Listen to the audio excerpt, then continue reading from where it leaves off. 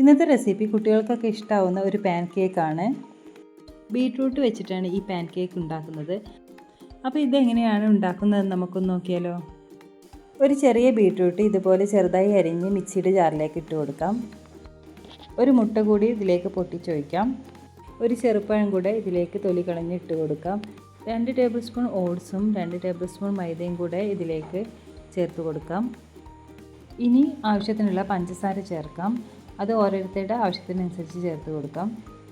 1/4 cup പാലും കൂടി ചേർത്ത് നന്നായി അരച്ചെടുക്കണം.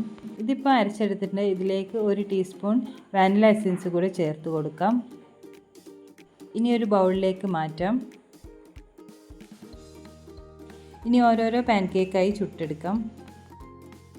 ഈ ഒരു സൈസിൽ ഒരു 3-4 ഒരുമിച്ച് തന്നെ ഉണ്ടാക്കിയെടുക്കാം.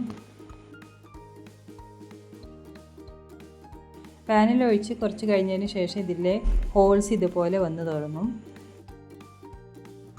ഇതിൻ്റെ മുകൾ ഭാഗം ഒന്ന് ഡ്രൈ ആയതിന് ശേഷം ഇത്തിരി നെയ്യോ ഓയിലോ ഒന്ന് സ്പ്രെഡ് ചെയ്ത് കൊടുക്കാം. ഇത്രയേ ഉള്ളൂ. നല്ല സിമ്പിളായിട്ട് ഉണ്ടാക്കിയെടുക്കാൻ പറ്റുന്നതാണ്. ഇനി ഇത് മറിച്ചിടേണ്ട ആവശ്യമൊന്നുമില്ല, വാങ്ങി വെക്കാം. കുട്ടികൾക്കൊക്കെ സ്കൂളിലേക്ക് കൊടുത്തു വിടാൻ പറ്റുന്ന നല്ലൊരു സ്നാക്കാണ്. പെട്ടെന്ന് ഉണ്ടാക്കിയെടുക്കാനും പറ്റും.